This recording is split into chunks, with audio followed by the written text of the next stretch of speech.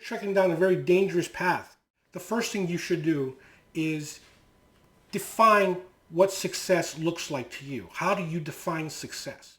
Ramp them up, teach them, because you're the coach and they want to learn. When I first started coaching, I made just about every mistake you can make as a rookie coach. And what's scary is that 30 years later, guys are still making those same mistakes. And worse than that, there's some seasoned coaches that are still making those same mistakes. I'm Coach Johnny, and this is Johnny's Kidz, a channel designed to remind everyone that the game belongs to them.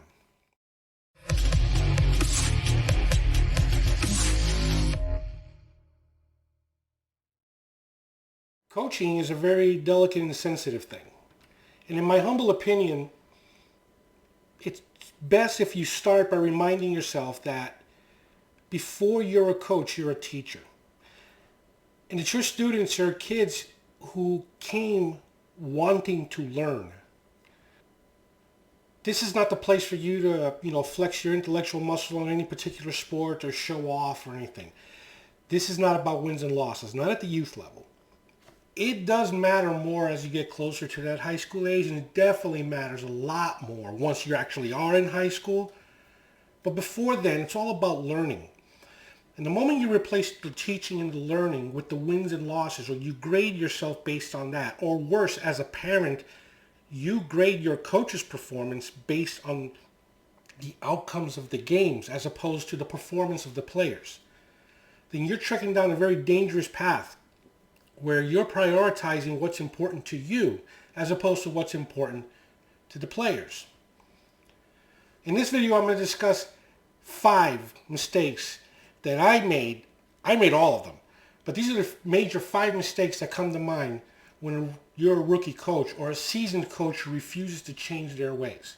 Now, this is information that I've gathered not from my own experience alone, talking to other coaches, talking to parents, reading the polls online, that have changed over the last 10 to 12 years, by the way. But the one thing that remains consistent is that the main reason why kids stop playing, and it doesn't matter what sport it is, the number one reason is now, and always has been, because they're no longer having fun. And at some point, we all have to take responsibility for that. So let's talk about those 5 mistakes, especially if you're a rookie coach, you're looking to start or volunteer because your kid's playing, or just volunteer because you have the time. Start by not doing these mistakes that, for starters, I made. Mistake number 1, and this isn't just for coaches. This goes to the parents as well. When you start setting unrealistic expectations of what you're wanting to see come out of a predefined season from your child athletes. For coaches, and again, this is coming from someone who has coached since the mid-90s, who is also a parent of a 6-year-old, who has coached everywhere from 6 to the age of 14, all genders, a lot of different sports. Before you go into the season as a coach, as a parent, or even as an athlete, the first thing you should do is define what success looks like to you. How do you define success? After you define that, which I can make a whole separate video of how I define success, then you got to ask yourself the question, why do you coach? And if you really want to get down to the nitty-gritty, ask yourself, what must it feel like to be coached by me?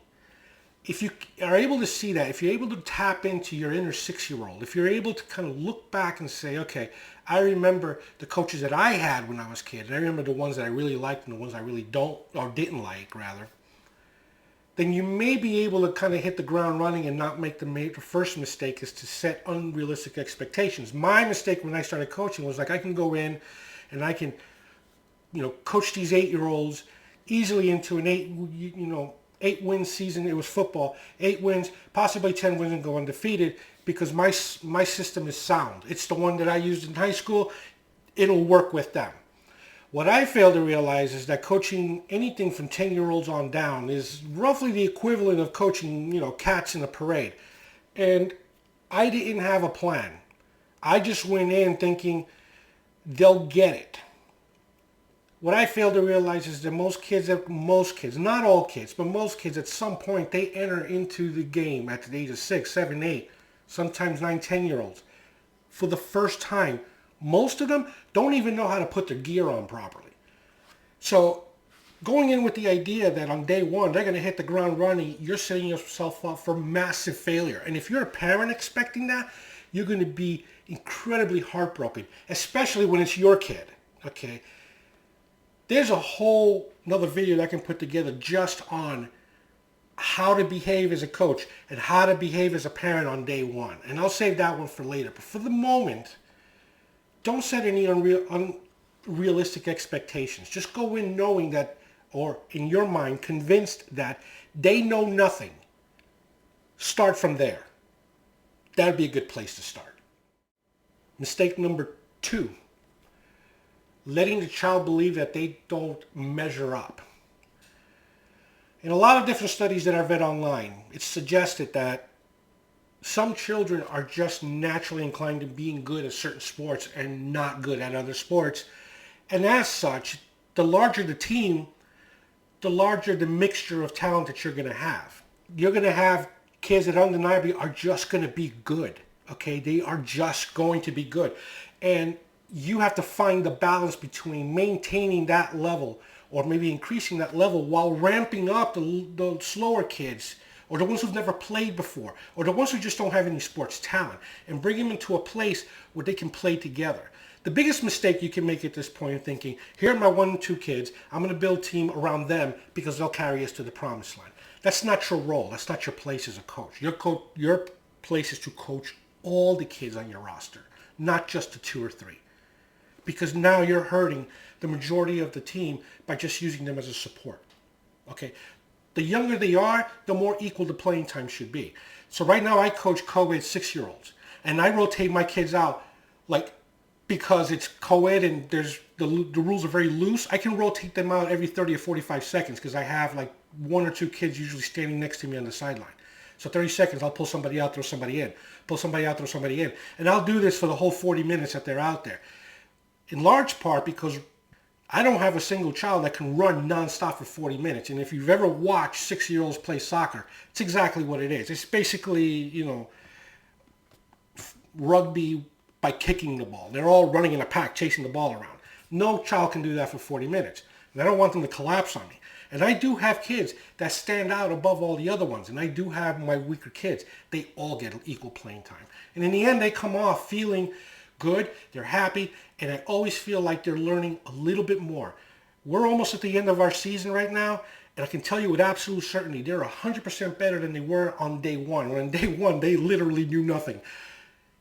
It makes me feel good when I see them smiling and laughing, and they don't score a lot, but when they do, oh my Lord, you thought that they just won the World Cup. They go nuts, and they are just having a blast. And that's how you have to approach this. Now, if they were 12, 13, or 14-year-olds, and they get ramped up for high school, it changes a little bit there. The dynamics change. The playing time changes a little because you still have a responsibility to coach them up, but you're teaching them different things. And so when you're pulling someone off, you're pulling them off mostly to correct, if you can't correct on the fly.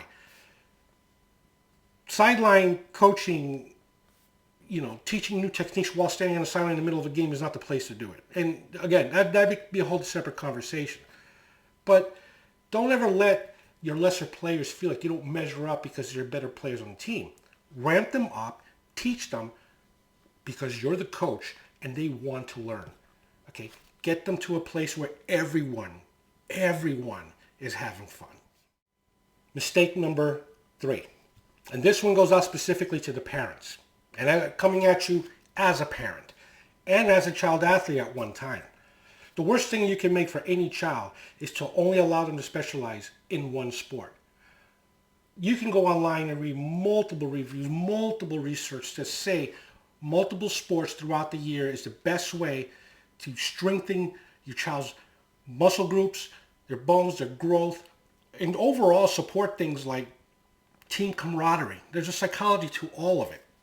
Okay, but more importantly, if you needed to think about how playing multiple sports helps them versus hurts them, you can take a 6 or 7-year-old say to yourself, wow, he's a great baseball player, putting him, getting him a private coach and putting him on travel teams and playing tournaments every weekend. And that'll strengthen certain muscle groups for sure, without a doubt.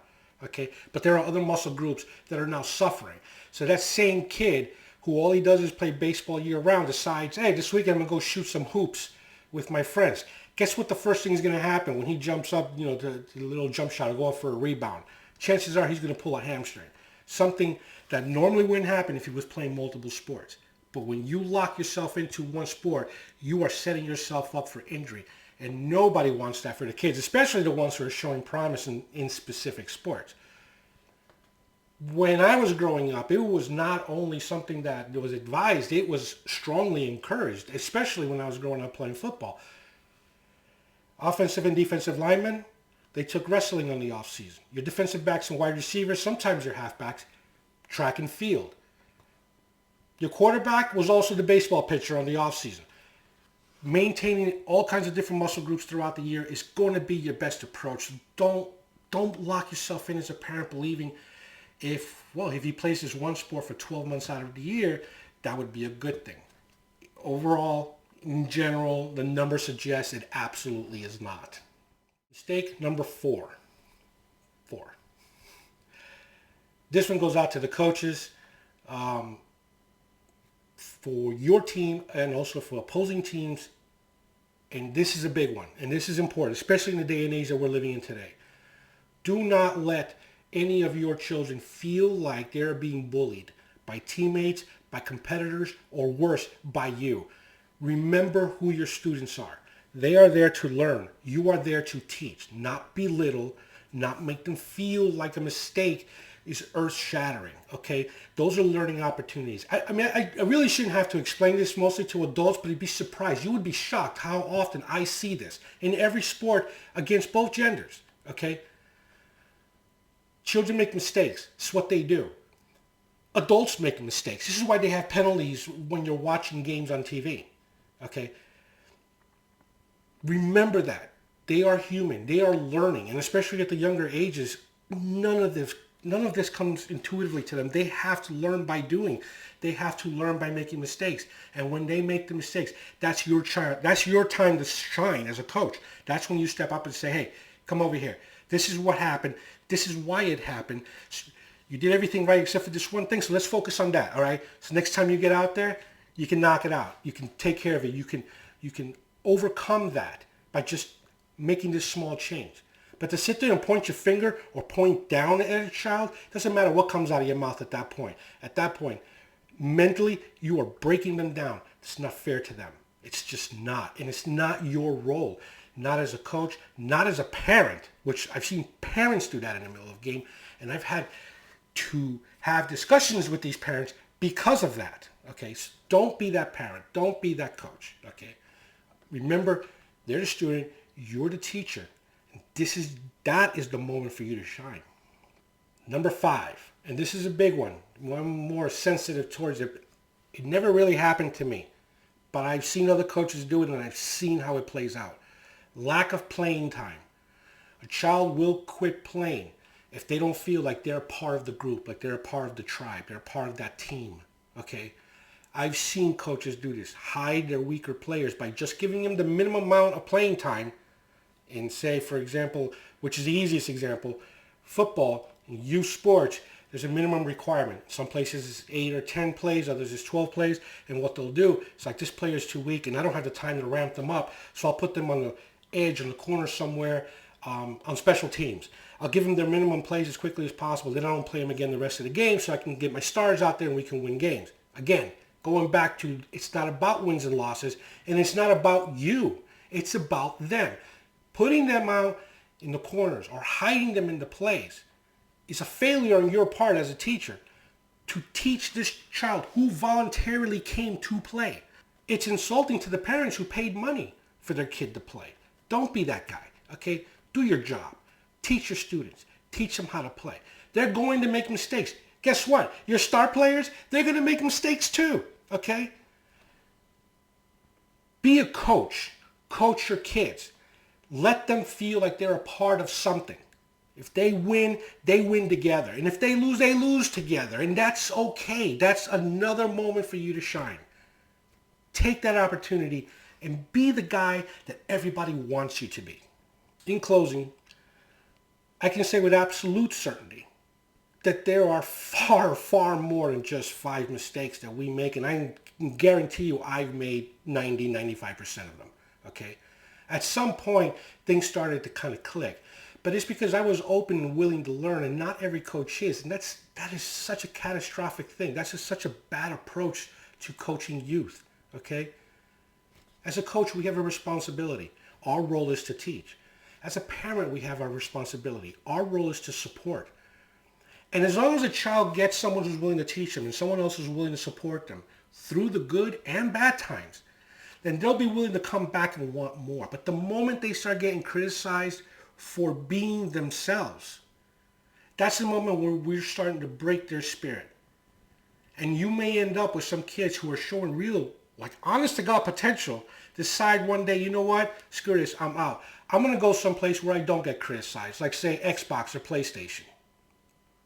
A lot of smack talk, a lot of laughs, doesn't require a lot of energy, and I can do it for hours and hours at a time. Is that really what you want for your kids? I don't.